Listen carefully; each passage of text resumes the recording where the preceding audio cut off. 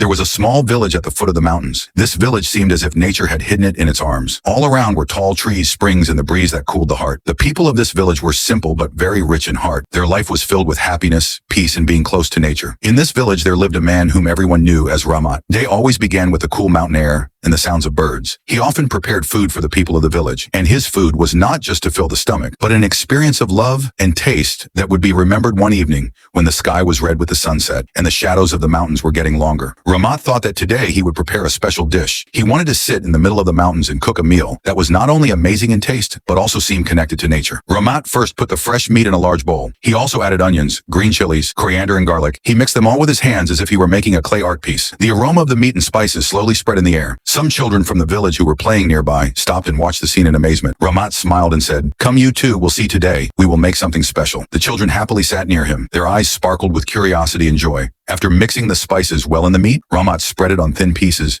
and delicately rolled them into small rolls. Each roll was a reflection of his handiwork and love. Then he stuck these rolls firmly on the skewers. Now it was his turn to light the fire. Ramat gathered dry wood and coals and lit them. As the flames flared up, a scent of smoke spread all around. It was as if nature itself was standing with Ramat and supporting him. When the skewers were placed on the coals, the aroma of the meat slowly spread everywhere. The meat began to turn golden, and the juicy flavor began to emerge from all sides. The children were clapping happily and saying, "Uncle Ramat, cook it quickly." The aroma is reaching the entire village. Ramat smiled and said, "Good food requires patience, son. When it is ready, the taste will be doubled." Meanwhile, Ramat kneaded the dough on one side. He made soft loaves and started baking breads on a stone heated over the fire. The aroma of these breads was also no less than a blessing. On the other side, he chopped cabbage, carrots, and cucumbers and made a simple but fragrant salad. When the kebabs were ready and the breads were also warm and golden, Ramat called everyone, the children, a few villagers, and some travelers who were passing through the mountains, all sat around him. Ramat served the kebabs with bread and salad. As everyone took their first bite, their eyes lit up. The taste of the meat, the aroma of the spices,